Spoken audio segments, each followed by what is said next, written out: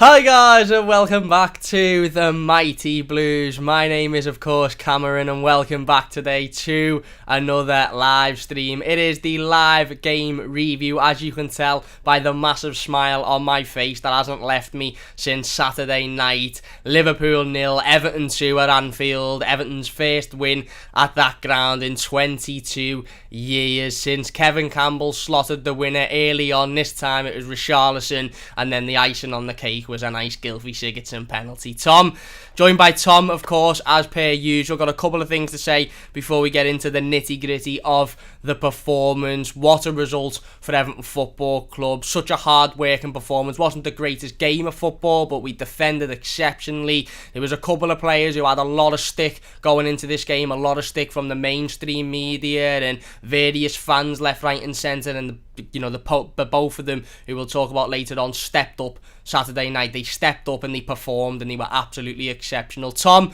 first things first before we get into it, mate, are you still drunk and have you slept?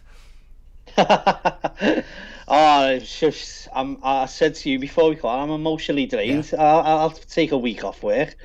It's just, it just comes so surprising. Yeah. And listen, I never enjoyed one bit of it, I'll be honest with you. I sat there screaming at every ball. The old analytic, the recruitment analytic's head just fell off. Totally become a fan. And it just, even when the second went in, I was just sat there and just said, this isn't real. Yeah. This doesn't happen to Everton.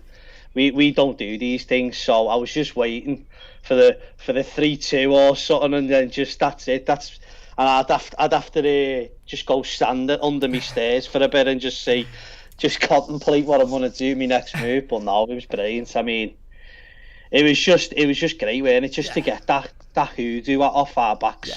You know what I mean? I was saying I was eight when that when Kevin Campbell scored that. I feel sorry for him. He's gutted now.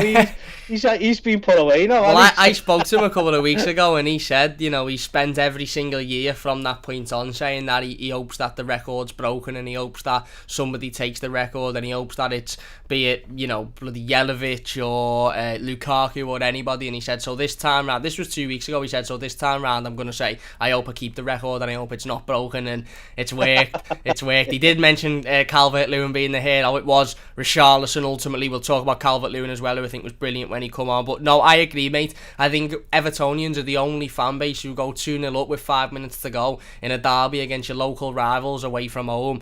And because of the fact that we hadn't won in so long, and because of the fact that we'd seen so many, I just had Newcastle in my head. All as I could think of was Newcastle at home last season, Newcastle at home.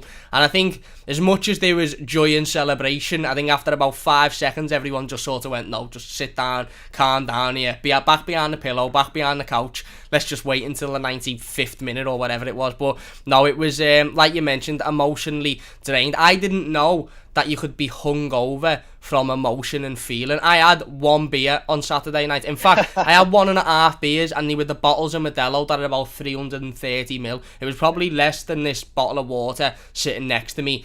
And I woke up yesterday and I've never felt so hungover. And I'm sure there's a lot of Blues watching this video, and I'm sure there's a lot of Blues around who were hungover because of the consumption of ale, and I don't blame you whatsoever. I don't blame you one bit, but I'm not a massive drinker, so I had 1.5 beers on Saturday night, and I woke up on Sunday and I felt like I'd been slide tackled by Ben Godfrey. I just felt like a train had hit me, and I woke up this morning and I felt the exact same, and it was the emotional just drainment. Saturday night at about 8, 9, 10 o'clock, whatever it was, after the game, I'd had me tea, I was watching a film or something, I was watching the television, and my leg started shaking, and my leg was absolutely killing me because of the tension of that 90 minutes. It was, like you said, I hated every single minute of it. There must have been countless amount of times that I had to reach for me and Ayla, but that Everton team have done what no Everton team has done since I couldn't talk, mate. 1999, I was 4 or 5 months old. I've been doing this channel for 3 years. I've been sat, I've done multiple reviews of derby defeats, multiple previews saying this is the chance, this is the time, and yet we haven't turned up, and we turned up this time. We absolutely turned up. And you know what? That Everton side on Saturday performed like they weren't playing a Merseyside derby. They performed like they were playing a team who hadn't won a home game for 5 games, and we were winning every week away. The Athletic put out an article yesterday evening or yesterday afternoon, and it was about sort of behind the scenes of the derby, and they were talking about how the fire alarm was set off in the hotel of the players the night before. And I've actually made up The Athletic put this out because I feel like if he wouldn't have won, he mightn't have put this out because it might have seemed like a little bit of making excuses. But they talked about the fire alarm going off the night before the derby. They talked about Mason Holgate sleeping in a shirt and waking up on Sunday morning with it. And Abdoulaye Doucouré, I think it is, spoke to The Athletic or had an interview, and he said Carlo Ancelotti told us before the game, we're going to win this game of football, we're going to win it. And for that mentality, this result, Tom, is massive. Before we go out further into it, I've got a couple of things to say before we do. We hit 3,500 subscribers over the weekend, so I want to say a massive, massive, massive thank you to everybody for subscribing. I really, really do appreciate it. And as per, thank you very much.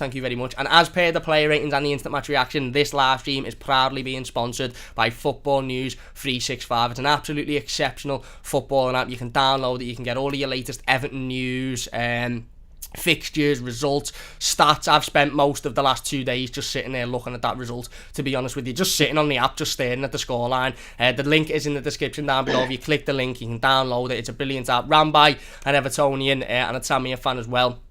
Dan, who runs at the Evertonian, is absolutely unbelievable. He's a fantastic lad, and the other guys that run it as well. So get down in the description, download that app. It's a fantastic app. It's brilliant for all your latest news and scores and stuff like that. So yeah, it was amazing, Tom. It was absolutely amazing, and like I said, it's a massive win for the mentality of this football club. Like you mentioned, that hoodoo of 22 years without a win at Anfield. Forget Anfield, by the way, 10 years without a win in a Merseyside derby. Yeah. We haven't beaten them for a decade. Mikel Arteta played in the last Merseyside derby that we won. That's how long it's been. We've often seen Everton teams go into Merseyside derbies and almost be defeated before the first whistle's even blown. Going into it sort of feeling like, oh, we don't deserve to win this game, we shouldn't be here, we can't keep up with this Liverpool team, etc, etc. This team didn't, did they? This team turned up with a different style of mentality, and I do put that down to the manager and Carlo Ancelotti, and the fact that he's used to winning big games, he's used to winning derbies, he's used to being there and doing it. But you also have to give so much credit to these lads for turning up, a lot of whom, by the way, have been part of Everton teams who have been defeated in derbies before the first whistle's even been blown and turned up and been absolutely ransacked by Liverpool at Anfield. They all turned up and they all put in an unbelievable shift, and it wasn't the greatest game of football, but you can't knock any of them, can you? Well, maybe performance wise there's a couple of them who didn't perform brilliantly, but in terms of the mentality and the fact that we turned up and we just stuck it out and we beat that Liverpool team and we defended as well as we did, I can't really put my emotion into words, mate. It's unbelievable, isn't it? Yeah, it was. You know what it likened me to? Ancelotti, this is what Ancelotti probably brought to Everton, is a calmness and a sort of precision in tactics. I mean, don't get me wrong, I mean, the last few weeks we've sort of questioned a little bit, and substitution wise, which you're duly right to, you know what I mean? Some of the decisions and listen, he's not perfect, he's going to get things wrong and you're going to question things, but I think what he done against Liverpool, I think it was just like a perfect like Champions League away with. It was just perfect, and the first goal, the first like 3 minutes, listen, no fan wants that, I'll be honest with you, no fan wanted to see us go up 1-0 and then just absolutely sit there for the rest of the 90 minutes just sweating. But it just literally fell into the hands of the tactics of what he produced. It just fell perfectly. So when they done that, and when you look, I rewatched it yesterday, the full game, and just without taking the emotion thing, and I'll be honest with you, we look comfortable. I mean, he's tried this sort of Christmas tree tactics a few times now. He's tried it against Newcastle, failed miserably. Tried it the other week, failed miserably against Fulham and that. So like, when the first team come out, I just said, oh, great bench, and I didn't really want to make a negative comment about the thing, but I was worried because I thought, I even said into like group chats and things like that, I got that Everton head on, and I thought this could be an absolute bloodbath in 20 minutes, because we didn't really have much pace in the side. you sort of seen it. You saw Gomez and Davies, and you just think how Decore's legs are going a little bit coming into the second half of the. And it was just that Everton mentality come over me. And listen, no, they were brilliant. It was just great. And listen, we can all sit here and say we're gutted that it's lockdown and all that, but listen, we all shared it with our family. So that's it. What more could you ask for, really? That's it. We all celebrated like it was 1999, and I get that it's frustrating because how long have you had that one on, mate? For about the last 2 days, I think I've tweeted about 15 times, and the pictures as well, and the emotion, and how much it meant to Duncan Ferguson and Seamus Coleman and Ben Godfrey. Ben Godfrey's been here for 6 months, not an Everton fan, born and bred, played in Norwich. I don't know who he supported as a kid, but I assume Norwich. Has been in Everton 6 months, and look at how much it meant to Ben Godfrey. And you know what that is? That's the mentality of a winner. That's the mentality of somebody who just needs to win games of football, needs to be there, needs to be given 110%. That tackle on Shaqiri, that video is getting clipped, and I'm just putting it on the telly next to me and playing it constantly through every live stream. Whenever we get beat, I'm just playing that clip because it's so mad, and we'll go into dissecting the game in a bit more detail in a moment, because obviously the raw emotion of it, I really did struggle with the instant match reaction on Saturday, because I was trying to make a professional sort of talk about the game and reaction and dissect the what happened and the goals and stuff, but the emotion was just far too it was just levels above what I could comprehend. But that tackle, firstly, before we go into talking about the game in itself, was unbelievable, because if you actually look at it, he with the back line are in a perfect sort of line together, and Ben Godfrey sort of looks left and right as if to say, is anyone going for him here? And then he just steams in front of him and puts him in Rose head. And it's great because Shaqiri's got the ball on the edge of the box. He's not really going anywhere with it. He's not really doing an awful lot. And Ben Godfrey just turns around as if to go, I'm dying to put someone in the arse here. And he just slides right into him, and it's absolutely excellent. But like you said, Tom, the team news, obviously, R4, we all sort of felt, I think we all sort of knew it'd be Richarlison very isolated again, and it was kind of similar to the tactic in the way in which we played against Manchester City, which again I don't think was the worst game of football Everton have played this season. We were beaten by a team that are going to beat most teams this season. In fact, I don't see them dropping points against anybody now, because they're absolutely exceptional. But we knew it was going to be Richarlison very much left on his own, and everybody else sort of doing that work, and him having to be the responsible player for making chances and almost creating himself.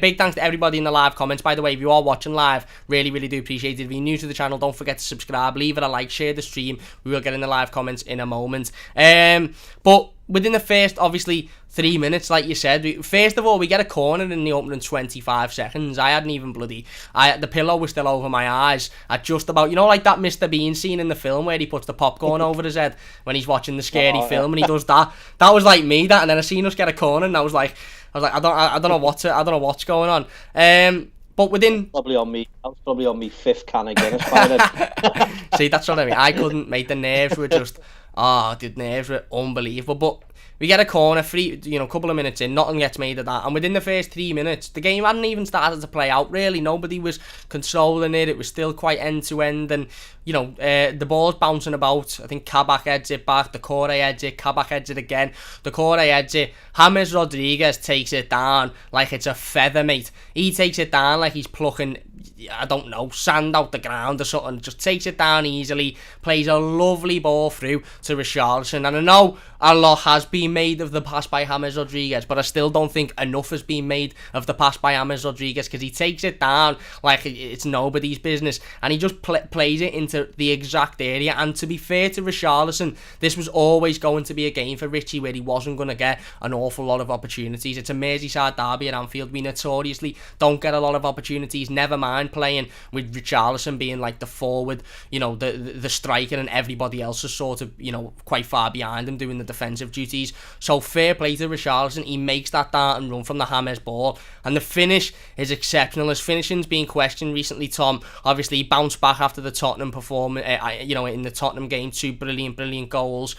Scored against Manchester City, albeit it bounced off his leg and it was impossible to miss, but he was still there in the right place, the right time to score. But this one is exceptional. The ball by James, the finish is great, and like you said, You might have a go at me here, and this might get people wound up, and people might, say, "Oh, Cam, that's a defeater's mentality." But as soon as we scored, I thought, right, okay, that means that when they inevitably score, it's back to level here. They're not gonna go ahead. And then I thought 5 minutes later, when was the last time we took a lead at Anfield? When was the last time we went 1-up or 2-1 up at Anfield? I can't remember, to be perfectly honest with you. And then again in the back of my head, I was thinking Kevin Campbell scored early on in that game that we won, and all of that emotion I just crumbled with it all. But it was an excellent start to the game in terms of how we would have wanted it to go, because it was always going to be defending. If you'd have said to me before the game, Cam, guess how much possession Everton will have had, I'd have probably said about 17%, to be honest with you. It wasn't much more than that, because we knew it was going to be them coming at us. And as frustrating as that was, and as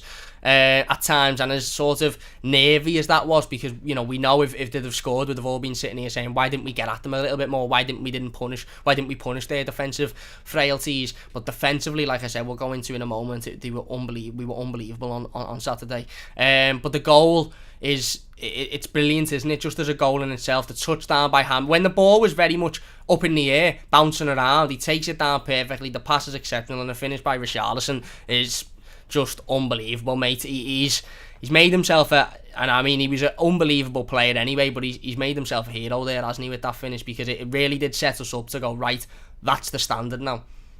Yeah, I think it's listen, the James Rodriguez, I've been jotting a few things down. I've been doing a little bit of research and worked out how much every goal, and it's free. Yeah. So that's how much we've paid for his goals and assists. But it was just, I've been crying every week, even with you on here and everything. Get James Rodriguez in the number 10. Yeah. Just get him there. Just play him off. Whoever's up front. That's his perfect role.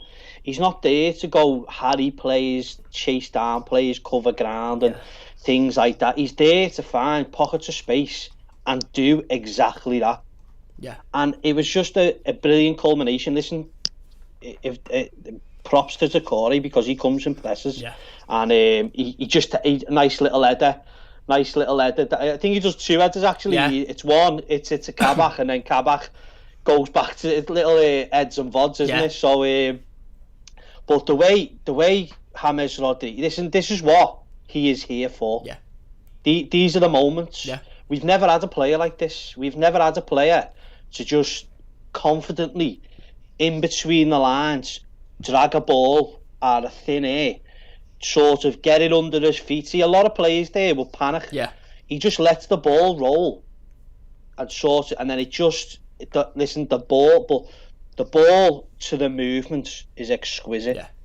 The movements of Richarlison, just to sort of get Kabak on his back foot, it was absolutely top draw. And when he goes in, the confidence that he shows, listen, he's had a few little things over the season, hasn't he? Yeah. But don't forget, he's been through a lot, injury wise. He's been knocked out to Pluto, didn't he, the other week, the other month, sorry. So for him, it was just perfect, and it was absolutely brilliant. Bottom left corner, and he just showed it. He just showed the confidence and exuded the confidence that we know. Yeah. That's 4 in 4 now for him.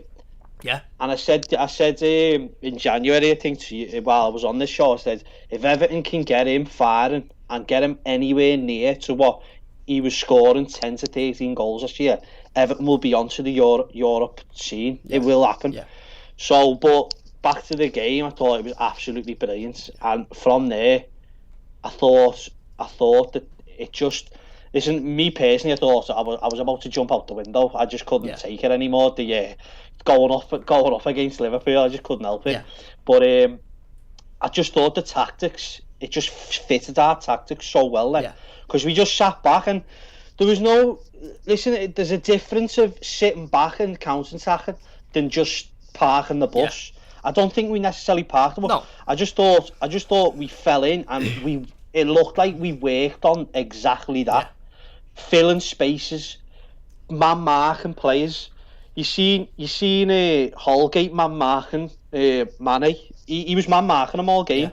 Yeah. Same with Dean on the other side. I thought the wind was catching Dean out a few times, but everyone's got to play in that, but I just thought it was perfect tactics. And yeah, I mean, there weren't really much Liverpool did, to be honest with you. I thought, listen, the man, the myth, the legend, Jordan Pickford, I thought he's just buried any demons he had from that last game when he from the derby. Because I personally, I don't really look into things, but I just personally thought that specific moment sort of went downhill then for him in his performances and everything. I thought he was certainly playing. It was playing on his mind, but absolutely, he was my man of the match.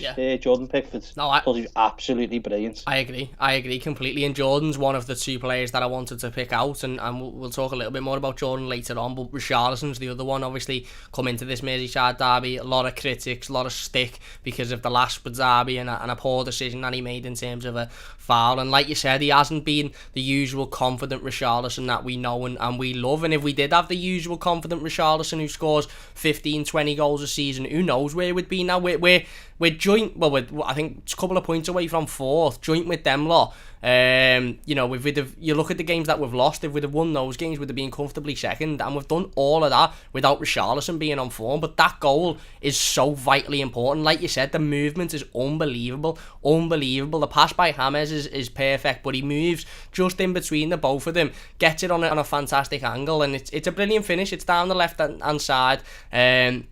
And Alisson's got no chance of getting to it. And when you go 1-0 up 3 minutes into a Merseyside derby at Anfield, we knew, I think at that point we knew that it was going to be all Liverpool at that point in terms of possession. And there was a couple of times when we, again, a little bit like City, which frustrated me, where we give the ball away in the centre of the park when we got the ball. You know, we didn't have a lot of it, but when we had it, there were times when we give it away far too easily. But like I said, we were always going to have to be absolutely spot on defensively, always going to have to be, because when they've got talented footballers who can hit you. You know, Salah scores in near enough every derby he's played in. Mane has done it before against Everton, so we were always going to have to be defensively absolutely exceptional, and we were, like you said, from that point on, Tom. We go 1-0 up.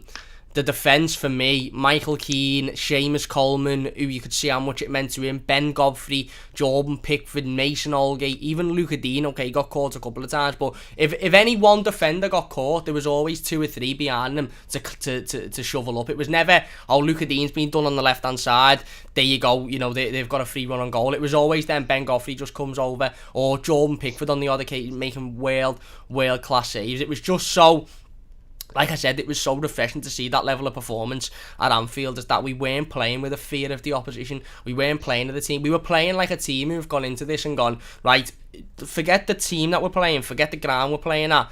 They've lost their last 3 at home. They haven't won in 5 at home. We've won we haven't lost away from home since, what?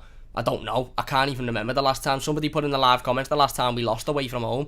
I know we dropped points to Man United, but was maybe Newcastle. I mean, it's when you think about it, like, we go into these away games more worried than what we do in the home games, and the away games were just turning up every time we go away. I mean, it's a strange feeling, because Everton are always known for having a bit of a fortress at Goodison. We're always pretty poor away, and I don't know whether that's the fans or whether what is it, but. Yeah, we listen. We can't have it both ways, can we? Yeah, that's it. You know what I mean? I'd take that all day if we're going to win derbies. And listen, I don't think we realise how much of a difference this manager's made. Yeah. We can always question him in certain situations, but the transformation in what more over a year now. I mean, how long's he been here now? Just over a year, December 20. I mean, 19. that Cam, think of that, mate. I mean, that is just such. If you take yourself back to when Marco Silva got sacked, and just after the derby, the performance at Anfield, by the way, in which they beat us 5-2, a lot of the same players played in that game. And Duncan Ferguson coming, just feel that emotion and feel what you thought at that point in the scene. I thought we were getting relegated. Yeah. And to switch it, and if someone told me in a year's time we'd be fighting for Europe, at this very moment, we'd be fighting for Europe. We get to a Carling Cup quarter final. We'd be currently in an FA Cup quarter final, and then we've just went and beat Liverpool away. I'd say you were absolutely bananas. Like, you know what I mean? You'd be getting sent to Ashworth Hospital. It's just a crazy thing to think, but it was marvellous. It was absolutely brilliant. It was unbelievable. And from Jordan Pickford to Richarlison, everybody done their bit. And not everybody was perfect. Certainly in that first half, I think Gomez, I think Decore as well, give the ball away a couple of times. I don't think the wind done us many favours. I think we struggled to sort of keep up with that in that first half. And like I said, defensively, honestly, I don't think one of them put a foot wrong all game. But we did struggle to keep hold of the ball at times, and it was always going to be a game where they had a lot of possession. It was always going to be a game where they were the team attacking us and they were the team that the onus was on. But I suppose, again, I can't be negative. We've just beaten Liverpool at Anfield for the first time in 22 years, but the control of the ball in that first half at times did sort of worry me, because it was almost like we were inviting them on more than they were already coming on, wasn't it? But yeah, again, I mean, I wouldn't really think about like going to the possession too much, because we're not a possession-based side, and I don't really think it suits Everton. Yeah. You look at certain games, and you look at you look at the Manchester United game. We had 38% possession. What my worry is that it's the creation, it's the expected goals. Yeah. The XG. I look at the XG and I look, what are we creating? So against Man United we had 2.03 and they had 2.1. They had 61% possession. Yeah. You know, people like sort of focus on this possession. Like it's not that, it's how we create chances. Yeah. You know, against Leicester we had 36% possession. We finished 1-1. They had 0.73 XG and we had 0.58. We're no different. Yeah. Do you know what I mean? And even in this is the most surprising thing, that you'd think that Liverpool had created so many chances with the amount of possession that they've had. They had 16 shots and they had 6 on target. Everton had 9 and had 6 on target. The possession was 33% for Everton and Liverpool's was 66%. But the XG is Liverpool had 1.32 and Everton had 1.73. There you go. That just shows you what sort of performance it is. So it weren't necessarily a park the bus where we were talking about before. It was never that. It was soak up the pressure, fill space, man mark and break. Yeah. And that's what we done. I mean, in the first half, we had to shoot. I mean, I nearly cried when Coleman never put. I mean, listen, it couldn't have happened to anyone more perfect than Seamus Coleman scoring in that derby. Yeah. And it was such a good chance as well. The run they had was unbelievable. It just hit him, didn't it? And it anywhere else, an inch, a yard, anywhere or down, hitting it down, it'd buried the net. But it just, unfortunately, it just went straight at Alisson. Listen, how many times have we seen that at Anfield and actually think that we've missed an opportunity here? This as soon as that happened, I turned around to my dad and said, there it is again. Yeah. I said, there's that moment where you think that could have been the winner. Yeah. But fair play to this team. And listen, Holgate was fantastic, because I do think he had Seamus Coleman in front of him. He was quite defensive as well. Luca Dean, he was very good going forward. He was getting caught out sometimes, but I didn't really think Gomez done him any favours. No. He was sort of isolated, yeah. And Godfrey was having to come over and sort of fill the space and all that. But you can't really be negative. But that was the one negative. Thought Gomez didn't really do himself any favours. But the next player you probably bring up is Tom Davies. I mean, the Ketwick Kaiser. Honest to God, mate, the transformation this lad's making it. Listen, it's all about development. It's all about right time. I mean, he's obviously he got through into it Everton side where how old was he? I think 17. 16, 17, he'd done that against Manchester City, and we thought, oh my God, we got a worldie on us here. And it never really panned out for him, but you can't sort of blame him for that. You've got to sort of blame the club for that, because he was getting hung out to dry, and at 17, 18, he's been just thrusted into a bad situation there. And how many managers you have? Four, five. You know what I mean? For the young lads, it's not really it's a bit of a bad thing, that, because he's going to his thing. He's new to the whole game. He's sort of still working out tactics and things like that, and he's still growing. He's still developing himself. But listen, he's starting to make that sort of deep lying playmaker his own. I mean, we were talking, weren't we, in January about what we need, and I was saying we need that deep lying midfielder just to complement Alan and Decore, just to sort of give us an outlet in midfield. And listen, the second goal, I feel like people, it just went under the radar. Oh, it's unbelievable. The ball from Tom Davies is absolutely unreal. The composure that he took on his own box to just pick the Charlton. And listen, Charlton absolutely does him. It's just brilliant. I mean, the young lads who have just turned up, we've seen it in the past. The local lads seem to fall to bits. Yeah. We've seen Ross Barkley. We've seen others that just don't tear up, and then they sort of lose their heads. We've seen even on their side, Gerrards and things like that lose their head. They sort of get emotion. This lad just turned up and thought it was an 11v11 Everton fans versus Liverpool fans in the park, in Stanley Park. He just played like that. I thought, he was brilliant. He was absolutely brilliant.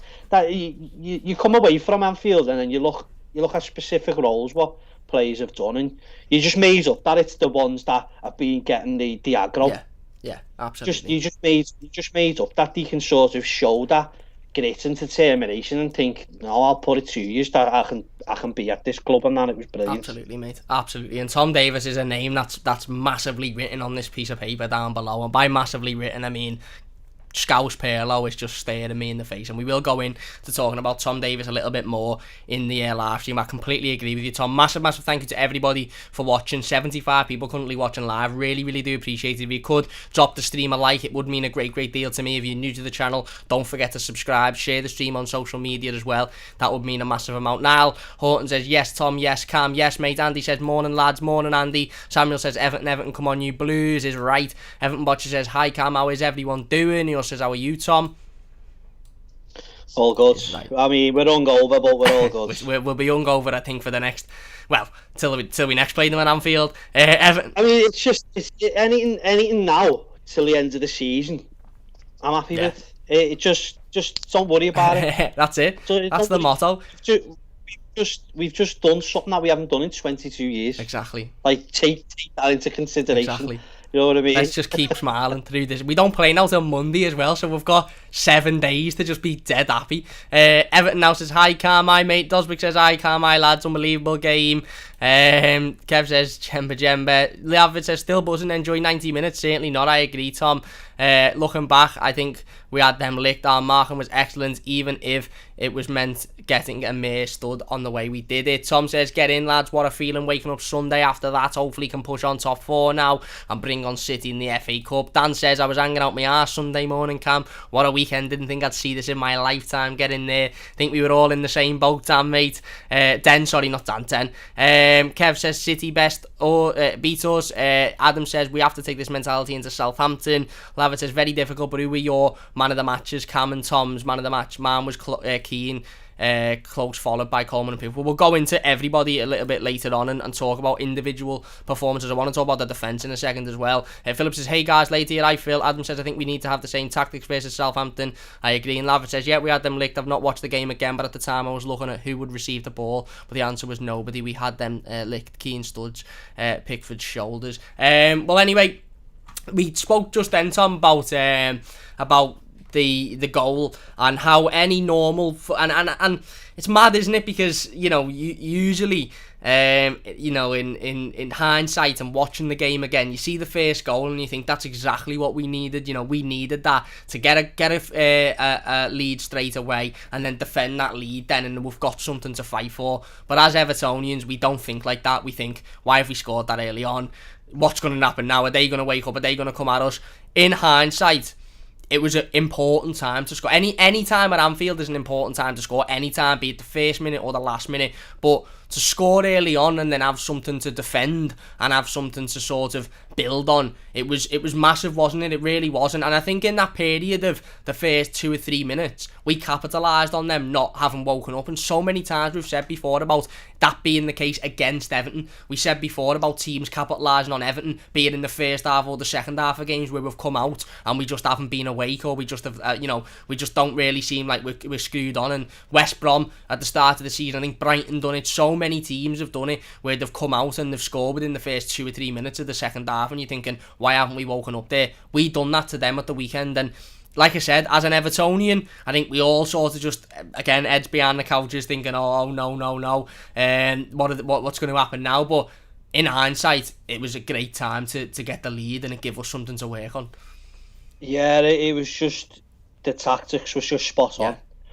I think, and I think as well, for a manager, it's all well and good putting out tactics and all things like that, but the players have got to believe that they're the right ones.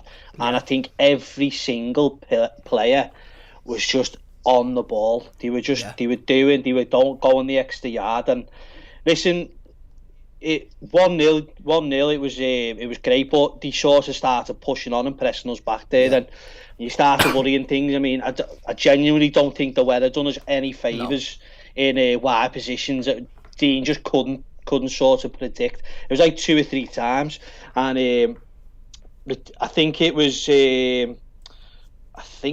Alexander-Arnold.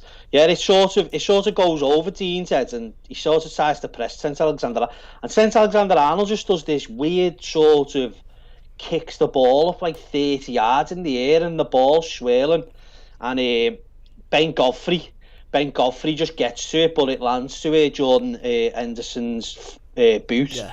And fair play to him, he absolutely wraps his foot round that, and I couldn't believe that save from Jordan. Nothing's been made of that save, by the way. At the time, he said, "Oh, that's a great save," but that's it. Then I haven't heard it being spoken about. It was one of the best saves I have ever seen in Everton's history since I've been watching them.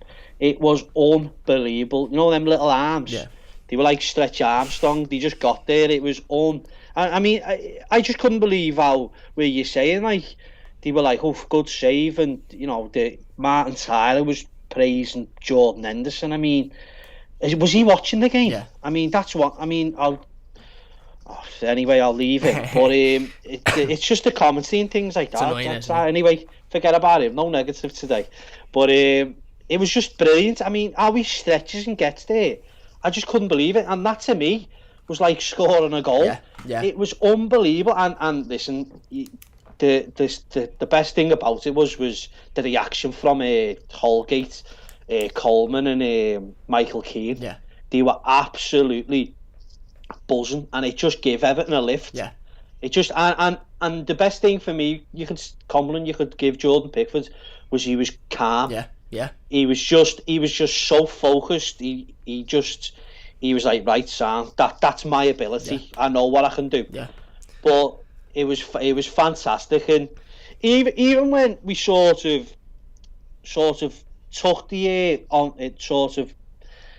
took the pressure off, then it sort of settled down. We started playing a bit of good football. I mean, like you say, Decore was sort of passing a few things here and there in the midfield, which I thought was just doing us no favours. But once we started playing football, we were matching them, we were breaking them down. Yeah. You know what I mean? I think it was straight not so long after that. I mean, Luca Dean's balling for Coleman. I know Coleman should have scored, but the little touch out, and I mean, so where he is, he's about 40 yards out. Yeah. And to put it on an absolute timepiece for him was unbelievable. I thought they were brilliant, mate. I really do. Absolutely. And like you say, like that comment was made, I just hope now that they can push on for into these other games. And I don't necessarily want to see like this attacking football, because I don't really think it suits Everton. No. I think next year we can Ancelotti can look at that and want to get players in who'll start looking at it more possession, or can sort of break teams down. But at this moment in time, this team is just work rate and grit and determination. Absolutely. And just counter-attacking football. That's what these lads have. Absolutely. And I hope from now till the end of the season we see that. We don't want to see this sort of trying to break team times like we're better than them, like we've seen against Fulham, we've seen against Newcastle, where we think, oh, we'll just turn up here and beat them. No, you've got 14 FA Cup finals here. Yeah. You've got cup finals here. I was working it out, and it's a bit of a mad. I was looking. I looked at like from 09 till 10, and I was trying to see what gets you into top 4 and what gets you into top 6, like wins and points and things like that. And I noticed there was only 2 times in that 2 teams have made it into the top 6 with 16 wins, and it was Everton. One was Everton and one was Tottenham, and that's been since 09-10, 16 wins. But that sort of looked at the average of what gets you into the top 6, and Everton need to be getting into like 18 wins. Yeah. 18 to, I mean, 19 wins will probably 100% make it in there. But if you're looking at top 4 out of 14 games, Everton would have to get into like the 19-20 region, and it's hard. Listen, it's a very hard task. Listen, it's not out of the realms of possibility. Yeah. But the reality that you're looking at is like we're on course for top 6. We just got to put it in. Spot on. We've just got to put it in. Spot on. And if we can play every game away from home, then I think we'll fucking get top 4 comfortably. Well, the funny thing is, we've got City away. Yeah. Chelsea away. Arsenal. We've got Arsenal away, but we've got West Ham away. Yeah. Spurs at home, and then we've got Villa away and Villa at home. Yeah. That's 7 games, and look how interesting it is with our away form. Yeah, exactly. I mean, look at the teams we've beat away this season: Tottenham, Leicester, Wolves, Liverpool. So far, I worked it out. I've got like my little sheet of paper here. My little match thing. That's a Scouse Perlo on it there as well. Yeah. I've got it here. The only times Everton have ever made against the top 6 teams, I've only ever made over 15 points.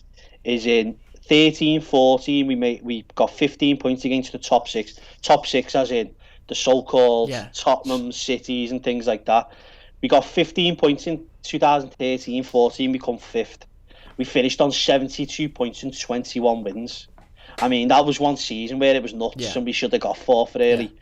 2012, 2013, again, we got 15 points the year before. We finished 6th with 16 wins and 63 points. And then the only time, this one, I couldn't believe this one, 2010, 2011, we got 19 points from them. Yeah. But we finished 7th with 13 wins.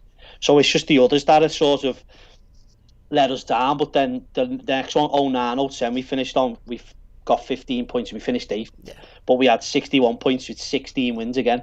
Now, when you look at it now, in the context of what we're up to, we're on 12 wins. So we are on course to beat them 16 wins. Yeah. We are on course for that. So if Everton can get into that 60-point mark, it's 100%. It's on. Yeah.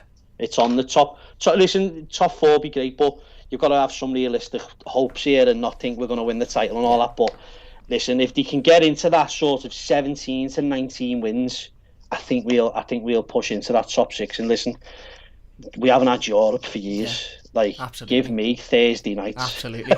Well, Carlo, we've been playing every Wednesday now, haven't we, for that, in the Premier League for the last however many weeks. So it's clear Carlo's just said to the Prem, listen, just give us Wednesday games because we'll be playing there in a couple of seasons. So, but I think I wouldn't have been looking at them league things after Fulham.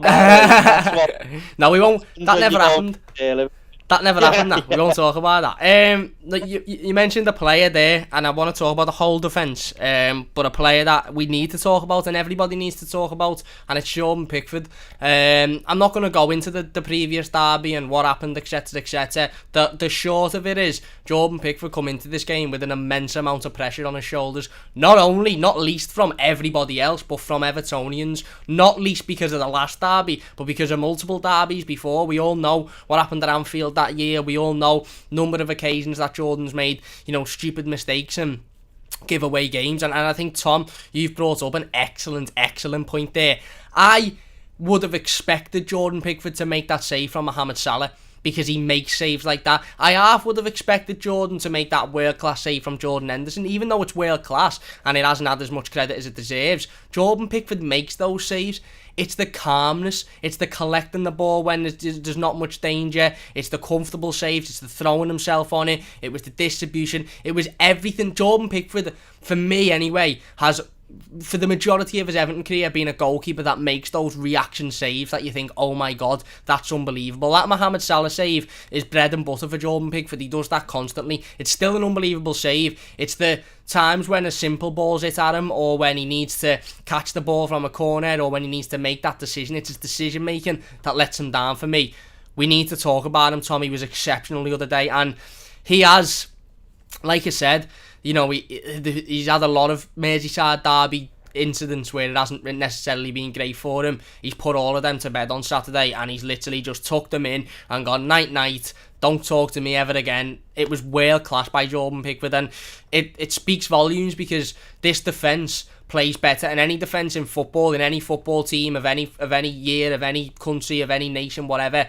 Plays a lot better when the defence plays a lot better when the goalkeeper behind them, they've got trust in him, and they know, right, if this gets behind us, he's going to be alright. He'll make the save, he'll tip it over the bar, he'll make the right decision. And every decision he made on Saturday night was right. He was just, for me, Tom, 10 out of 10. Can't put a foot wrong for not only the world-class saves that he made to keep us in the game, but like you said, the easy stuff where you're sitting there thinking, don't do that, Jordan, just collect it, just keep hold of it, throw yourself on the floor. Because there was a couple of times where the wind pushed the ball a little bit further forward and it was rolling in that danger area, and he just come and threw himself on it and just collected it.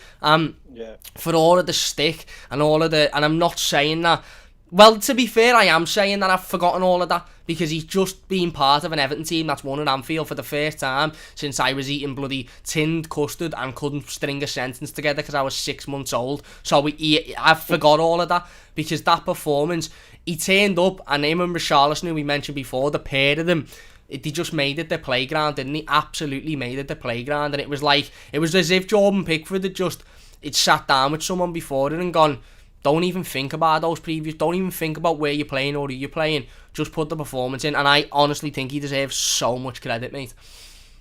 Yeah, I thought he was absolutely fantastic, and he just showed what he's capable of. It was fantastic, but it was also frustrating, because you're like, Jordan, just let's start doing this every week, mate. Just let's forget about these mistakes and things like that, and just get your head on it. It was weird, because that way the sort of Jordan Pickford I've seen for the last 2 seasons. It was just, he looked very matured and very assured of himself, and he looked like he was there to prove a point.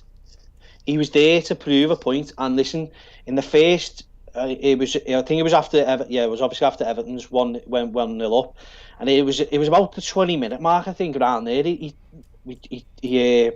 saved Jordan Henderson. Save was absolutely worldly. But then also people forget that St Alexander-Arnold's shots from outside the area. I mean, he just tips that over. It was an unbelievable save, the way he got his hand to that as well. I mean, he was just there, and he was there, and he was on it. Yeah. He just knew what he was there to do, and he was absolutely brilliant. I think his distribution was very good as well. He makes a fantastic ball straight over to Richarlison, which I thought I was screaming at Richarlison for that. I mean, he was sort of on his left foot, but the ball just was brilliant, right over the top of Kabak. Yeah. And Richarlison was in, and I thought it was fantastic. But I think he as well. I think as well it sort of gave the defence confidence. Yeah.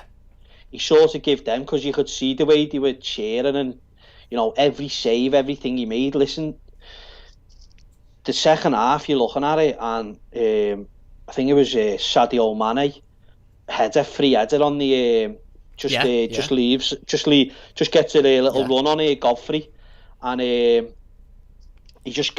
comfortably just catches it. It was very, very assured, and again, you can't really fault him. And listen, he is our number one, isn't he? you can't sort of drop him or... You can't really have a bad word to say about him after that, can you? Let's just hope from now till the end of the season. No, not at all. You can't. He was brilliant. He was my man of the match. Yeah. I thought he was fantastic. I mean, you can look at the Henderson save and things like that, but the one thing I thought that won us the game was when he comes out and parries Mohamed Salah's effort. Yeah. I thought he was brilliant at that. I thought he just rushes him and he just gets him. I think you look at that and you're thinking Salah 6 yards in the 6-yard box. Exactly. You think, here we go with 20 minutes to go and things like that, but no, he was brilliant. Exactly. Well, absolutely brilliant. Fair play to him. Spot on. Well, Phil says in the live comments, that save from Salah was superb. He pounced like a hungry lion. Did you see Salah shaking his head in shock? Jason says this game could be the making of Jordan for Everton. Rich says, I've been watching Red reactions for 2 days, pissing myself laughing this, right? Paul says, for me, we need to show he does against Southampton, see if he stays level-headed. Rich says, Pickford is world class. He just makes some weird decisions sometimes. If he keeps focused, then he's let his self all level. And Rich says if he attacks his dog the same way Liverpool attacked the dog's safe.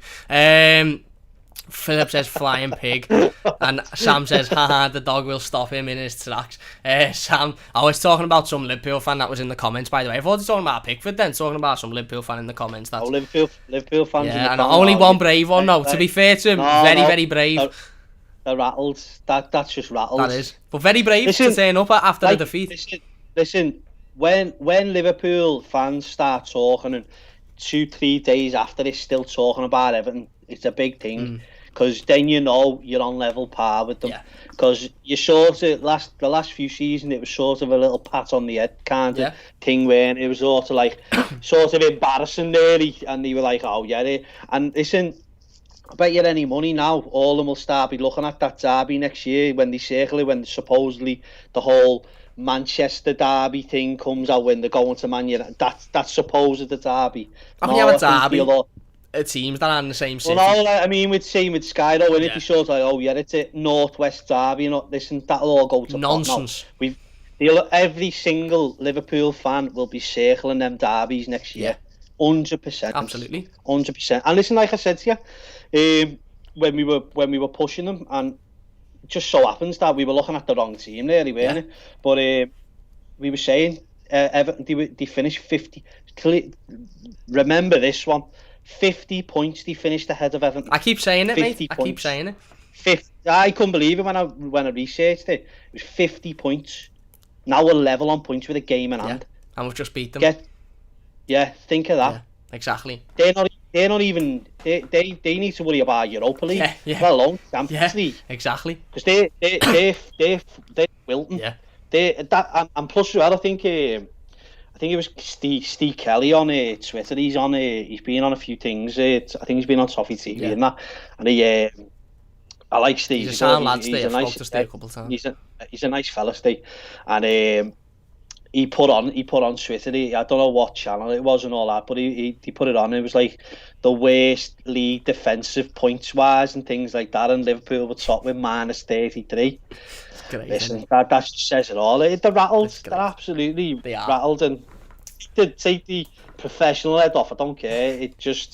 I'm happy that they're rattled. Yeah. I'm happy. Absolutely. I'm happy because it's our turn now. Yeah, it is. We've waited long enough, and to be fair, he's brave. The lads that come into the live comments after being beaten, so brave lads. To be fair, listen, if you're gonna go on to it, they'll all say like, "Oh, we're in a pen." Well, we'll get into that. We will. We'll get into that in a moment, actually. G. Bamber says Pickford had his days, but pulled us out the fire on the last game. Let's be confident that he'll perform the next game. And I think that's, as we said, I think what's to be said about Jordan Pickford isn't as much as the fantastic saves, the world-class saves, because we've seen that before. He's been capable of that before. It was the calmness. It was the mentality of the lad who turned up and didn't allow the Anfield sort of, the previous games or the hoodoo or whatever to get into him. He just turned up and thought, I need to perform here. No focus on anything else other than his job on the day, and he was so focused and so, sort of, like I said, one sort of tunnel vision on doing what he needed to do, and he was excellent. Got over 100 people in the live comments. Massive thank you for watching live. Honestly, it means a massive amount to me. Big thanks to everyone in the comments. We will get back in a moment. If you're new to the channel, don't forget to subscribe, by the way. Only takes a second. Don't forget to check out Football News 365 in the description as well. Fantastic app for all of your latest news. Leave the stream a like, share it on all sorts of socials. Let's get as many people involved as we can. If you're watching as a YouTube video, leave your thoughts in the comments and we'll get involved with as many of them as well. I spoke about tag that bald Irish idiot as well. Oh mate, I see he put his account on private again. Why does everyone just put their account on private? When if I put my account on private every time Everton was shite, Jesus Christ, Twitter would be phoning me up going, "Do you want to make your mind up, fella?" Because they're not real fans, mate. They're just absolute clown artists. I mean, sat in his Mars basement shouting about a game. I mean, let's be honest, it's football and fair play to like people who do things like that, like yourself, and toffee to you, are brilliant at it. You just don't sort of sit there getting all worked up and things like that. You got that idiot over in America as well, throwing that dwarf around every 2 minutes. So it's just daft when you get into things like that. And listen, fair play to Liverpool fans, especially like the Red Men TV. I know they get a little bit thing, but they're probably the best ones I've seen. I've met a few of them when I've been at Toffee TV. They're really nice fellas, and they're not like the others, and they're not like the other ones shouting his mum in when Henderson scores and things like that. He called Richarlison a Brazilian knobhead the other day. I'm just waiting for... I've seen Richarlison's replies on Twitter. Every Liverpool fan, he's just replying with that picture of him pulling tongues. I just thought one of you's just done like a little video, like a little cam one, and just ran in, blagged it more. Richarlison scored. I should have, shouldn't I, actually? Yeah. I've missed that trick there.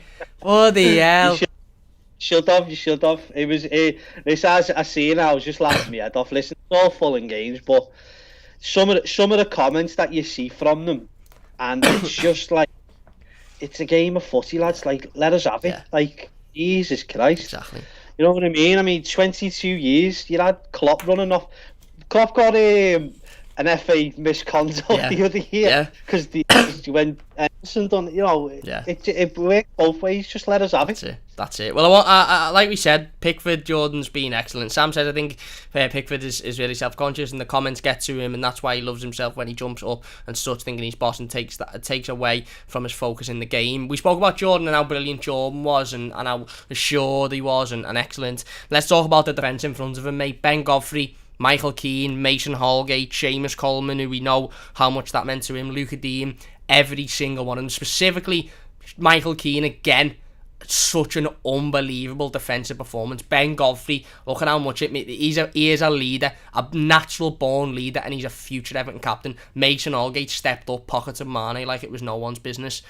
Every single one of them was exceptional. Sorry. Thought that one was really noticeable. The Mason Holgate. Yeah.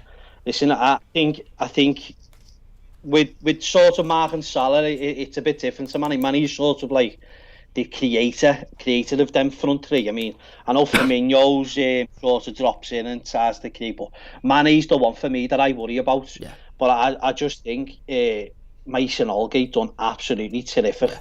He's been a little bit suspect in recent weeks, especially against Manchester United, where you sort of thought, oh God, here we go, like things like that. But no, he was fantastic. Just looking at his. Wow, sorry, I'm just seeing this thing here.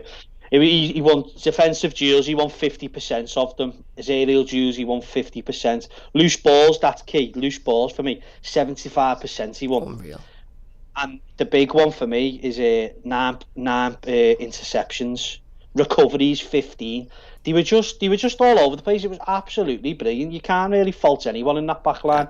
And a massive credit to Michael Keane, because I've thought that he sort of needed Mina to hold his hand in games where to take responsibility, but no, not this time. He took responsibility, and he was brilliant. Yeah. He was absolutely brilliant. Absolutely, mate. Absolutely, I couldn't agree more. And like you mentioned, Michael Keane, just everything was just perfect. In the air, he was great. On the floor, he was great. That tackle from Sadio Mane, it was almost his own sort of mistake to allow Sadio Mane to get in. I don't know if you remember it, mate, but the tackle was just... Habba says, bro, this game was Saturday, we don't care. I care, mate. I'm going to be talking about this game for the next 6 years, mate. I care. But the tackle from Michael Keane for Mane is just... It's unbelievable, isn't it? Because Mane's literally about... He's one-on-one. And don't get me wrong, Pickford would have probably saved it because he's great at that, but... To swing his foot round, he was exceptional. Like I said, Godfrey's tackle on Shaqiri, unreal as well. It was a good shout, that really, can't forget about that. He sort of gets his feet buckled up, doesn't he, Keane? But to get back and just stretch out. I mean, he's done that a few times, really, Keane, where he's just done that last-ditch challenge where he's just got away with it, but no, brilliant. I mean, apart from that, I thought he was faultless, Keane, really. I mean, apart from doing that, but when you think about it, really he was faultless, he was spotless, really, because he did get back and sort of recover and finish it, so... Yeah, listen, I thought he were brilliant. Yeah. I genuinely do. And whoever's sort of giving you shit in the comments from Liverpool, I wouldn't care less. No, honestly, to be fair, mate, somebody could come in now. It's usually the bunk bed shouts. Come in with all your bunk bed shouts. Nothing's taking me down, mate. Nothing. Kieran Rance, what's happening, Kieran? They'll be in a bunker if they don't get a European football. That's what I mean. Mate, I've got a nice little couch under there, so I've been sitting there for the last 2 days just looking at the Football News 365 app and just going, this is great. Listen, do you think that they're one of the best Premier League teams they've ever seen? It's one of the most embarrassing title defences I've ever seen in my life. So that's for one. And for two, I'd start worrying about the implosion that will happen at Anfield if you don't get Champions League. Ah, mate. Klopp will be on his toes. The whole punching up at the way Klopp and all that'll be gone. He'll be at Bayern Munich in about 3 weeks after the league finishes. Mane, Salah will go. They'll show you what loyalty is in that sense. So just worry about that. I mean, when you think about it, if Everton go 3 points ahead of Liverpool, good luck. Because I genuinely don't think you'll catch us. No, I agree. I genuinely don't think. I think the momentum. It's all about momentum in football. And listen, you look at it, the delusion of grandeur comes in with Liverpool a lot of the time. And listen, they were brilliant. They've won the Premier League and they've won Champions League. That's all great, well and said. But at this very moment in time, they've just lost the captain. Yeah. Massive. Listen, he's a big player for them. Yeah. He's not. Listen, all the credit to him because he makes them tick. But if you haven't got your captain, you've got centre halves who should be playing in League One. You've got Mane, Salah, and Firmino who aren't firing. They're in their 30s now. They'll be getting the bus passes for free soon. So it's just all going one way, and it's down. Yeah. I mean, who've Everton got? Southampton. Southampton on Monday night. Right. If Everton go there, they go 3 points ahead of Liverpool. Yeah. Think of that. You've won the league last year. Little old Everton. Are back. Do you know what I mean? It's just crazy to think that supposed champions, and we'll go ahead of them if we beat Southampton. It'll be great. And listen, fair play, and I appreciate all the Liverpool fans coming into Cam's views because you're getting the views up for them. So fair play. Thanks. Don't forget to download the app in the description as well. And please subscribe to him because you're only benefiting us again. Yeah. Leave a like as well while you're here. Subscribe. You know, there's a little super chat there if you want to use that as well. Be brilliant. But no, the defence, Tom, was unbelievable, mate. Unbelievable. The way they held the line. Everybody from Seamus Coleman to Luca Dean to Mason to Ben to Michael Keane. It was just absolutely. It was excellent. Everybody done their job. Everybody defended well. But from Mane to Salah to Firmino, who didn't have much of the game. Did Thiago play? Probably, but didn't do much. They just kept everybody at bay, and it was like I said, it was again. I spoke about Jordan Pickford having that mentality of just, right, let's go out and win this game of football and just have tunnel vision on winning. The entire defence had that tunnel vision on winning as well. It was all about, just you don't worry about who's in front of you. Just make the challenges. Don't let them get through. Don't let them, create opportunities. It was just excellent. It was absolutely excellent. Can't think of whatever name says, mate. I wish I had a bunk bed with a couch under it. They just can't accept they've lost. Mate, it is. It's boss, mate. It's boss. But onto the midfield then, Tom, and then I want to talk about the penalty before we finish up. We just mentioned him earlier before. Let's mention James first. The man. Sorry, I just seen Phil's comment. Sorry, I just. Where's Phil? Bunk bed lives matter. Love it. Well, Phil, listen.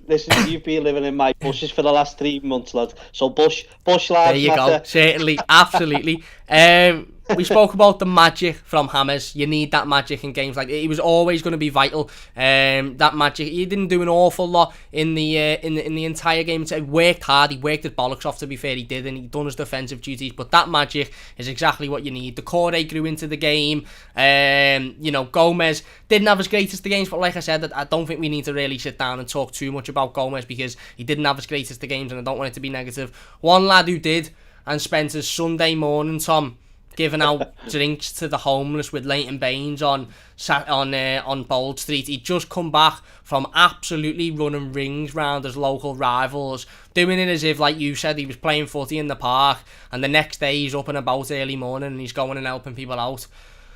I just don't know if I can have any more love for Tom Davies, mate. Add all of that to the fact that the adversity he's come through and the criticism, which sometimes has been warranted, to be fair. I'm not saying I've never criticised him, but when he's given that position of sitting in front of the defence and doing that, role where he is just that sweeper and he brings people forward, mate, the pass for the second goal, which we'll talk about the pen in a second, but Tom Davies, exceptional, mate. Absolutely exceptional. He's Jesus reincarnated, isn't he? He's a blue. I mean, did you see the pastor or the whatever? Whatever they call him? The video yesterday.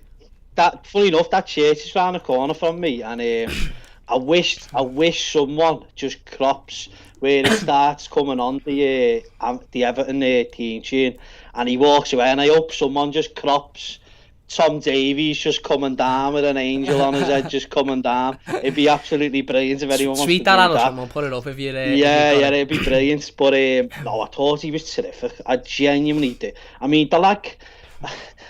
these Everton supposed, like, where we say, these Everton stars don't get them and things. Listen, my uncle and that are the same, mate. It's just... For some reason, they just don't take to him. Yeah. Whether it's his short socks, his long hair, I don't know what it is, but... I don't know what more you want out of him. I don't know what more he can do to prove himself. Yeah. Like, he's very good at he can do like a little stupid pass here and there and things like that, and he can do a daft little jumping tackle. But what you got to realise here is that he's 22. Yeah. He's 22. Like, the lad's been round for years. He's like one of them young players who are like, he'll be 30. And you think, how old is he? He's been here, like, been round the block for 30 odd years now.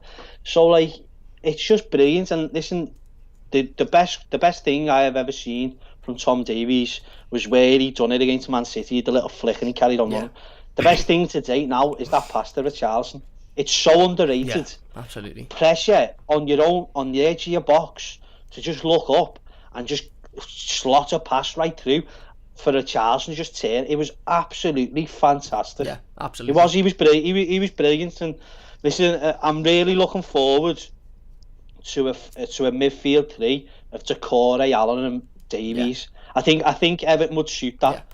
Yeah. I'd like to see that, and I'd like to see Richarlison and James, and I'd like to see. You know what? When you think about it, the options Everton have got when we're fully fit are brilliant, because we've got 10 days now. Touch wood that like no injuries come from now. But I think we'll have a full strength squad for Southampton, won't we? Should do. I mean that. So look at that and think we've struggled for the best part of 3 months to get our best players back from fitness. I mean, a few other clubs think that they've lost their best players, but when you look at Everton's injury record, it's pretty bad, and to be put into like 7th place with what we've lost is tremendous. And listen, if we can get full strength squad for Southampton for the last 14 games of the season, will be huge. Unbelievable, absolutely, mate, absolutely. I couldn't agree more. And like you said, Tom, just specifically there is just being exceptional, mate. Like, I don't know what more people want from him. The lad that just oozes calmness, oozes quality. The video after the game where he's, I don't know if you've seen it, it's on Everton's Twitter, where he goes, up the fucking toffees, and then he goes, I've swore. He's Everton through and through, this lad. He's Everton, and like Tom said, he's been playing in the first team since he was 16 years old. He's had, let's be honest, a manager in Ronald Koeman who's a nonsense, awful manager, one of the worst we've ever had. You said something else. No, a nonsense nonsense. I can't get. I'm not getting into any of that. A nonsense, as in a nonsense of a manager. Okay, he made that bad. I've saved myself there. Don't want any lawsuits or anything. He is a nonsense of a manager. His tactics were nonsense. You've got a manager in Marco Silva. Out for the hell. Nice one, lad. I could have used a better word, to be honest. A manager in Marco Silva who just wasn't up to it. Other managers here and there, and now he's got, B Wood says he's made it to 23 without any decent guidance from the managers he's had. Tom has come on leaps and bounds since Carlos took over. Excellent, mate. And like we said, that pass for Richarlison is just pitch perfect, and it's not the first time he's done it. He done it 2 weeks ago at Old Trafford, the pass to Dominic Calvert-Lewin for the Cornish goal. I didn't, Dave. I said a nonsense. As in tactical nonsense. Cover myself there. Best I cover myself there. He was unbelievable. And let's talk about the penalty then. Davies plays the ball in. Richarlison does brilliantly, absolutely brilliantly again. Plays it into Dominic Calvert-Lewin. Dom takes the ball. Alexander-Arnold, I think, goes in for the tackle, falls on his arse. Dom falls over him. Referee gives a penalty. I want to talk about the referee in a second as well. Tom, it's a penalty, isn't it, mate? I can't believe there's been so much made of it not being a pen. I looked on Twitter the other day and thought, are people genuinely questioning whether this was a penalty or not? It's light as day. Even if it's accidental, he stops him.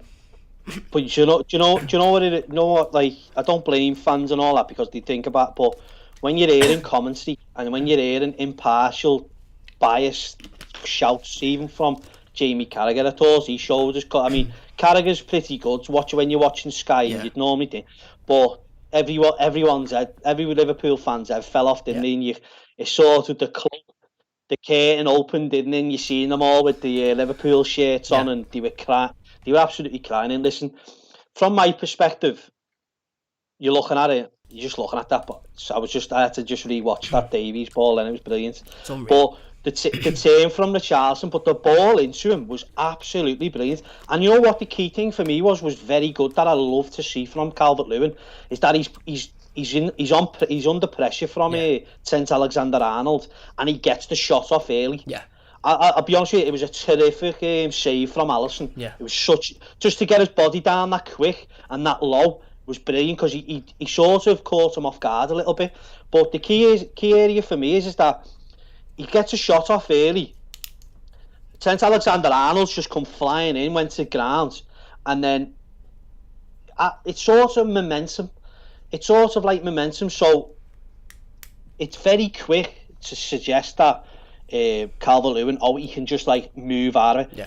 In the matter of like two milliseconds, he's already on top of Trent Alexander-Arnold. Trent's there, he can't do much. But the key area for me is, he does sort of clip his head, and he is.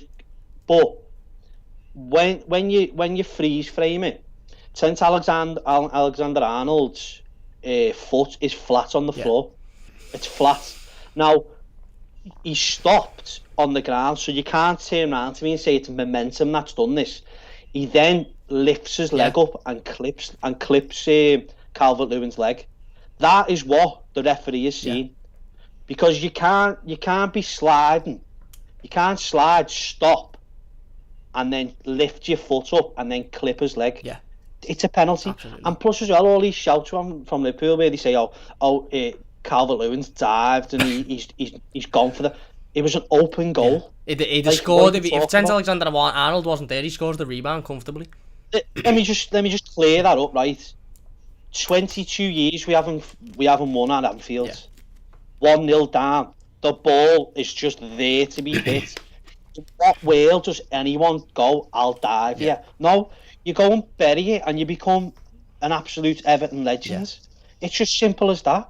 He's not looking to like get a penalty, because that'd be just stupidity. He's there, he wants to bury it. And listen, Dom's done pretty well to try and avoid Alexander-Arnold. He's not going. I wouldn't say he's gonna hit the deck after he's clipped his head. It's the leg that just nicks his balance. And listen, you can argue all day. Listen, it was an open goal. I mean, how harsh would it be to not give a penalty there? Absolutely. When it was an open goal. I mean, me personally, I thought Alexander-Arnold was lucky to not get sent off. Well, that's it. And Rich says the penalty denies a goal scoring opportunity, but I think either way, it's Alexander-Arnold's reaction. Either way, you've given a penalty, then it's a card, surely. Dave says apparently VAR check was only to check the red card.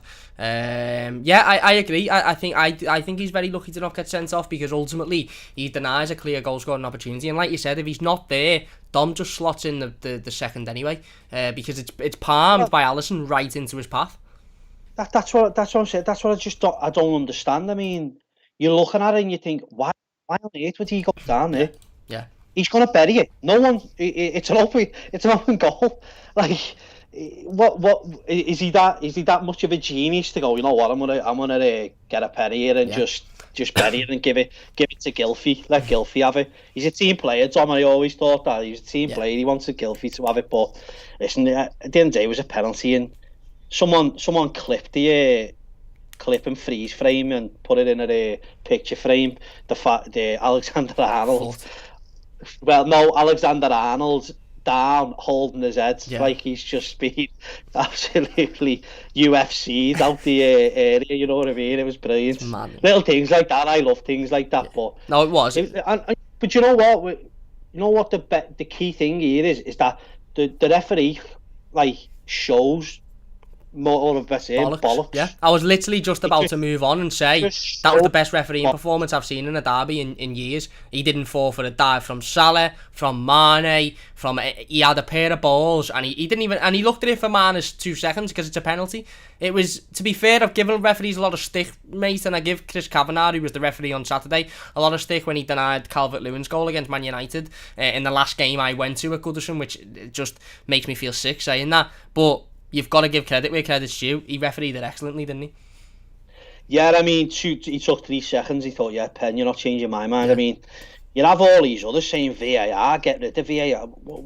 The referee give it. Yeah. The VAR was telling him he wearing a pen. Yeah. Why would he go over and check it? It's not VAR's decision, but I'm happy that VAR is here because he looked at him and went, yeah, it is a pen. Yeah. And then that was it. That's just, and fair play to him. Yeah, he was. Fair play to them. Like you've said, even myself, you give a lot of refs stick, but to hold your nerve in at Anfield in a mid-side derby with 10 minutes to go and give Everton a pen, which was fully deserved.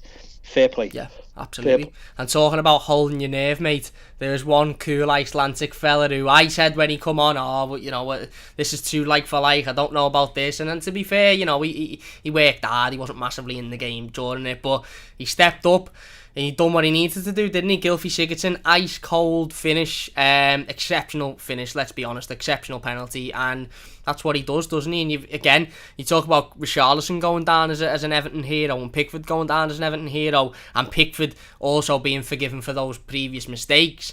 You sort of have to look at Gylfi and think, you know what? You've answered a lot of questions as well on Saturday. It's a great penalty and it wins us the game. Not that we thought we were going to win it when it went 2-0. I think we all sort of thought great.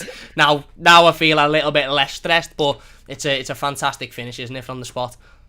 Yeah, I mean, when that substitution come in, I walked out the room for a minute. I was like, this substitution. I thought, we would, me and my dad, and I would sat here, me thing. I was trying to work out like what would you do? How could you think it? Because I'll be honest with you, at the second half, Gomez become a liability.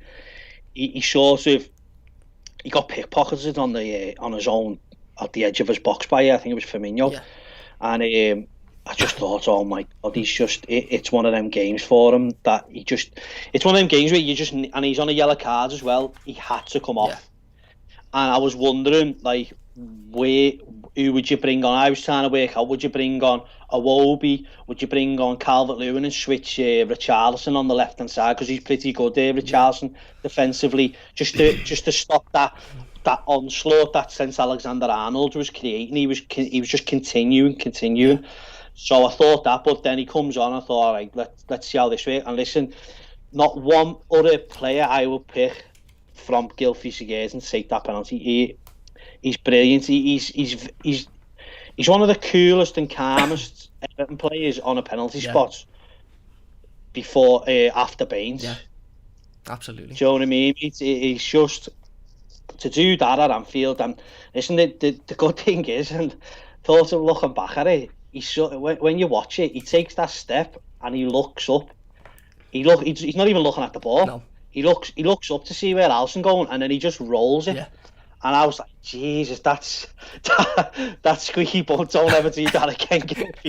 Like I said to you before we come on, mate, I was watching on Now TV, Sky Sports pass on Now TV, and obviously we were on level, we weren't behind, but the reporters, Phil Kirkbride, Adam Jones, all of those, Richard Buxton, I think his name is, were at Anfield, so they were a couple of seconds ahead, and I never ever do this, whether we're watching on BT, Sky, I never ever check the score or the penalty decision or anything, but I absolutely had to check that one, because we were 20-30 seconds behind the reporters, and as soon as I seen penalty given, because I was looking to see the VAR and I was tweeting obviously being checked, and then I seen given, and then I thought I've just got to stay on Twitter here, because by this point on my telly the ref is still watching the game, so I thought I've got to ruin it for myself. I just can't deal with it. I can't put my phone down knowing that something's happened and I haven't watched it yet. So as soon as I seen 2-0 Sigurdsson, oh mate, the sigh of relief, and then the sigh of just right, you had relief. Well, I had a bit of relief, yeah, to be honest. Jesus, I had a cheer, and in 10 minutes I just said, don't say a word. Well, that's what I mean. I had a cheer, and I had a sigh of relief, and then I had a cushion over my head, thinking because then all as I thought more so than the first 10 minutes was Newcastle. I've never known a football club's fan base to go 2-0 up with 10 minutes to go and not think we're going to win it. Yeah, that's it. Only Everton, mate.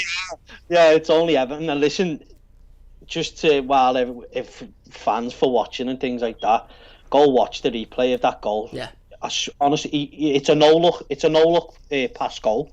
He lifts his head up and hits the ball. I've never seen anything like it. It was. I think a few things have gone under the radar because we won. Yeah. But like some of the things in the game that you see is just absolutely madness. It was. And Phil says where Siggy could have scored as well. Yeah, he had the chance in the last couple of seconds with a decent shot, but just off target. Dave says how many goals is Siggy on this season, yeah. And Rich says if Sigurdsson turns up more often, uses his legs and looks like he cared, it would definitely give him more props. Excellent playmaker, but come on, actually plays. And Supercool says I would rather have 1 Hammers over 10 Thiagos. I'd rather have 10 Hammers, to be honest. But no, I think he's got 13 goal contributions this season.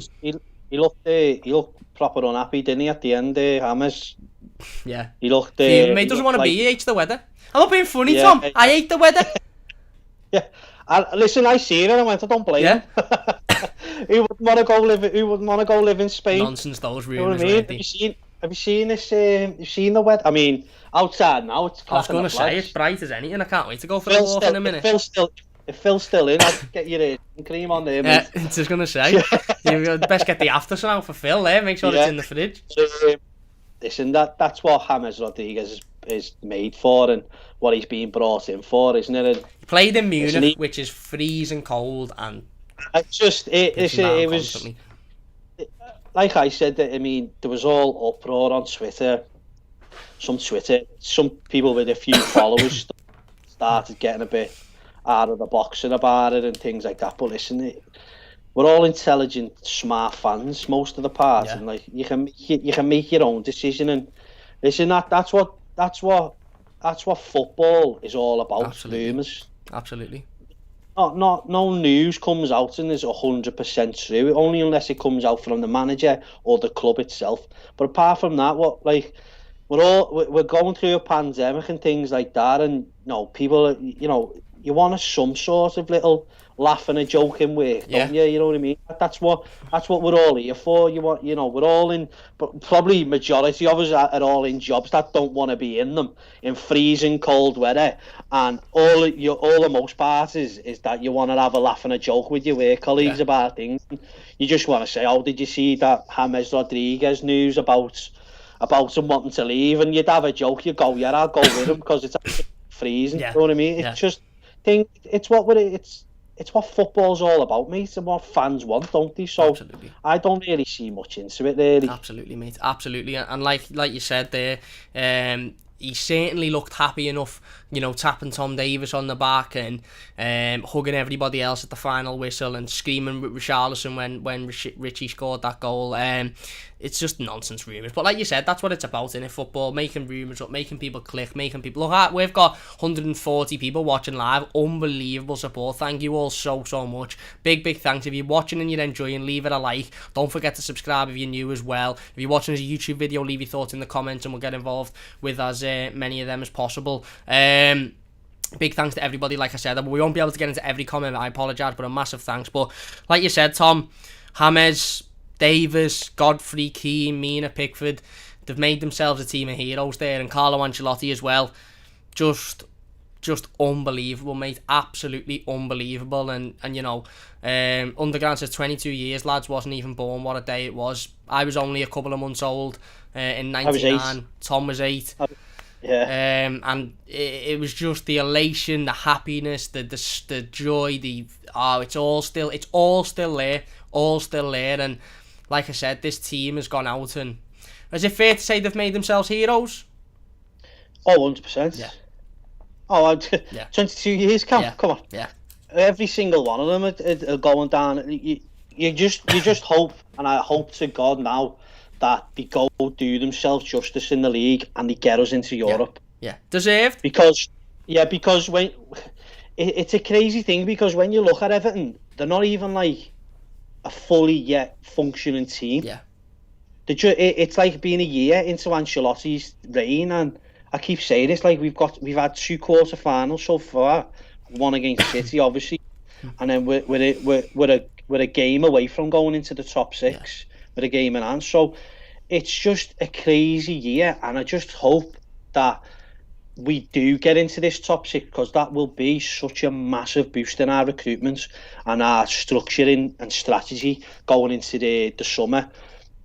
And listen, with Ancelotti, if we can get, and I'll say this to like Everton fans and Liverpool fans will probably worry about this now, is that we'd have, this is just the bare bones of it, you'd have European football and Carlo Ancelotti at the helm. Yeah, the master of European football. Think about that.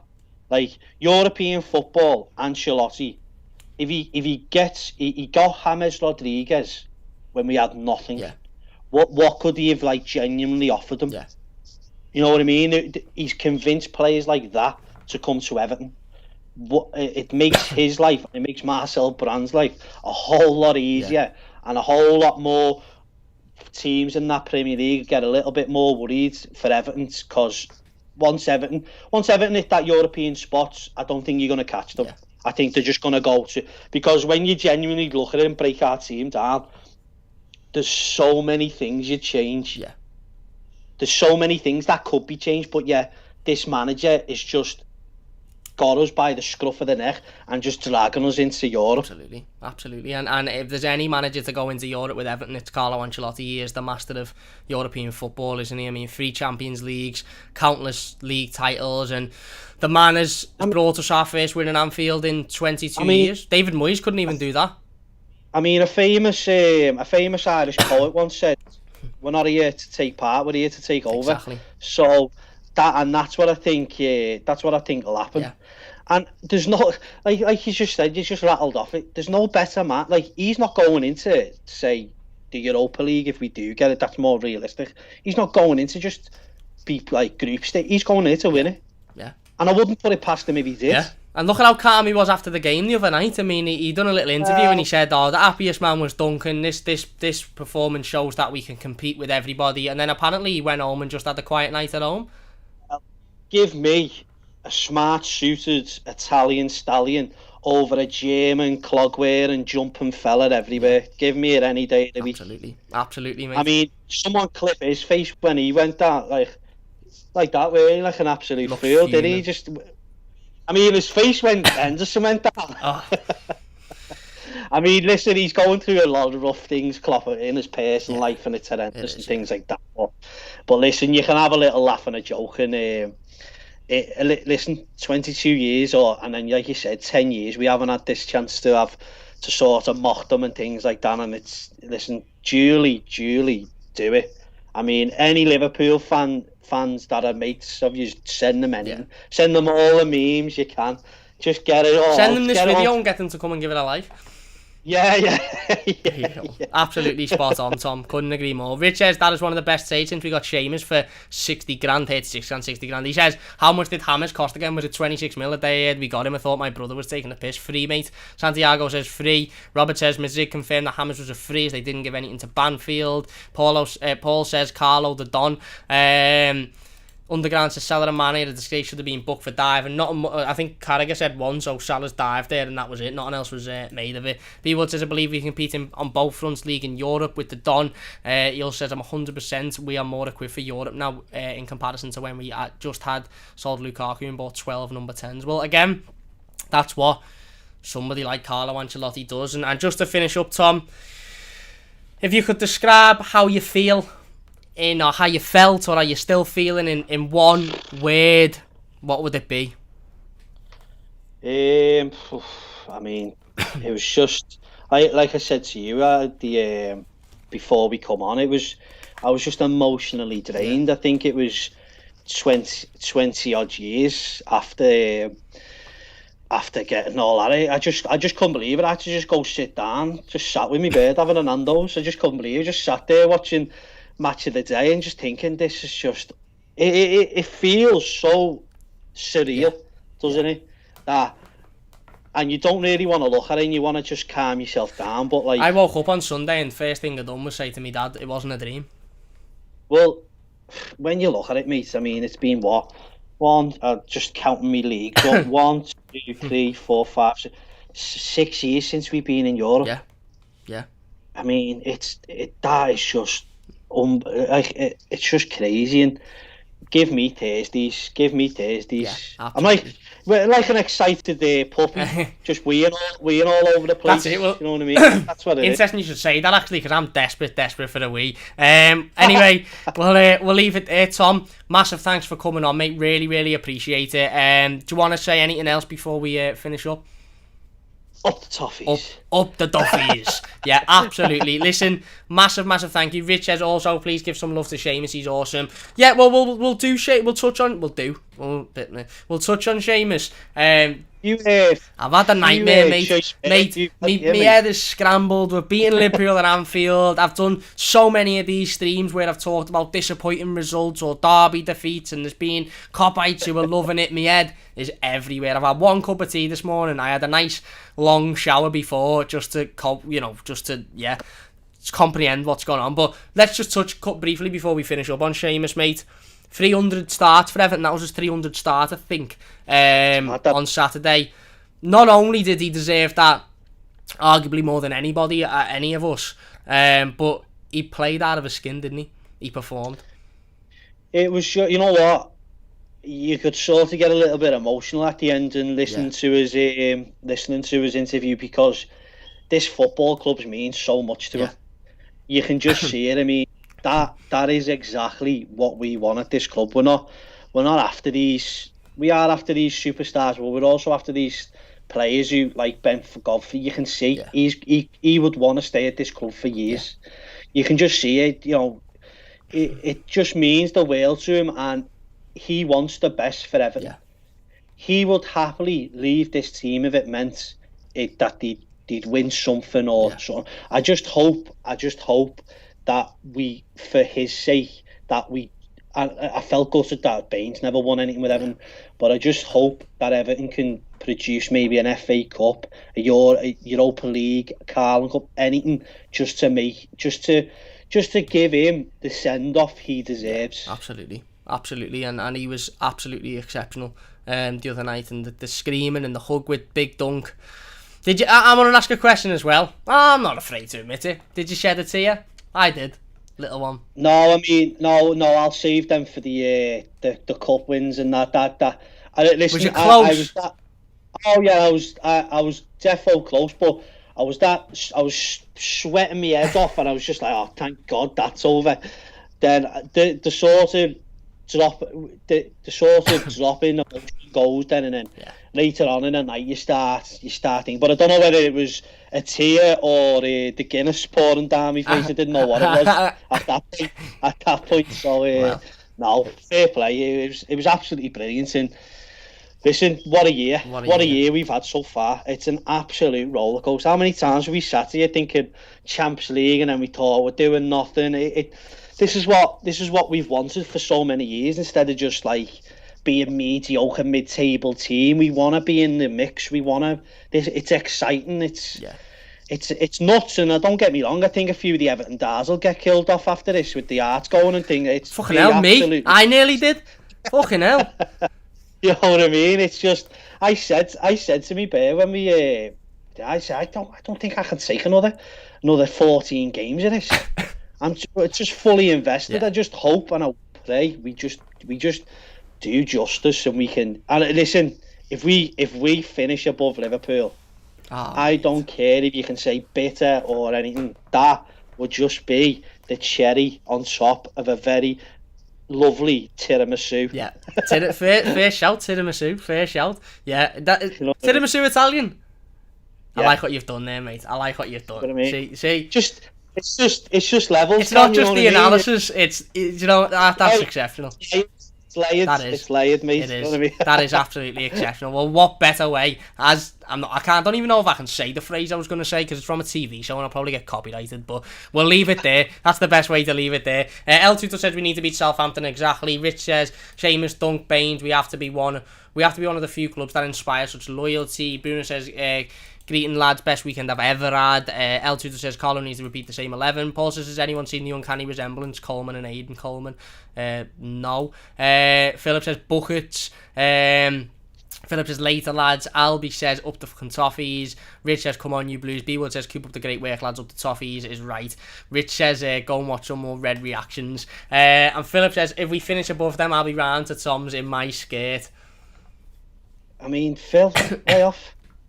I won't put your sun cream on either, mate. Back off. It's not happening. I've got a beard.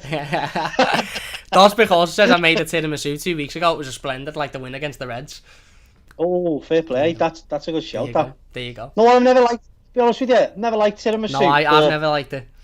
Yeah, I've never been keen myself. I just thought it was a good shout. For the sake of Carlo, I like it. Yeah.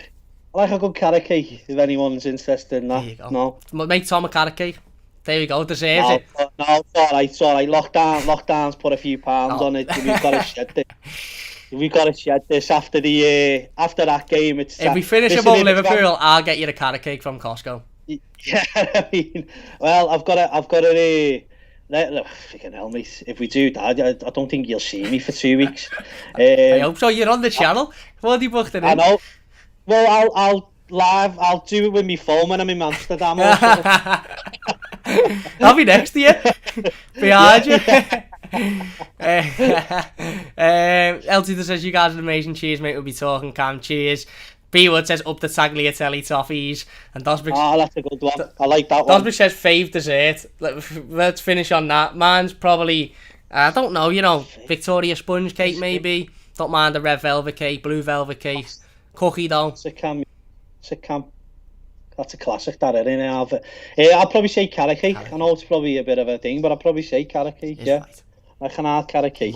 Carrot cake with a cup of coffee. Brilliant. Especially the next day after a derby, mate, in your robe. Yeah, absolutely. You've got your mantle just flowing, you just sit there, you know what I mean? Could have had a cigar and everything, me, at the end of that. Everything's just happy, innit? Happy days. Listen, if I see Carlo Ancelotti, I'll be honest with you, I might be on the echo. I'll absolutely kiss that man's face off when I see him. Exactly, mate. You know what? I think you'll be in a line of a lot of people. Cam says, Cam, I lost my voice from the first goal. Hammers, some player he is. Anyway, massive thank you for watching, honestly. It means so much. Over 100 people in here for a large part of the stream. It means a lot to me. If you have enjoyed it, please do hit that like button. I'm sorry we couldn't get into all of the live comments, but we did get into a lot of them. So big thanks to everybody. Just come back next time. Yeah, well, we'll be back tomorrow afternoon at some point, probably, and definitely Wednesday as well. We don't play now until next Monday, Southampton. So between now and Friday, I might just talk about this game every day, just because I don't want to leave it alone. If you've enjoyed it, leave a like. Don't forget to check out Tom in the description. Go and drop him a follow. Don't forget to check out Football News 365 as well, ran by a boss Blue.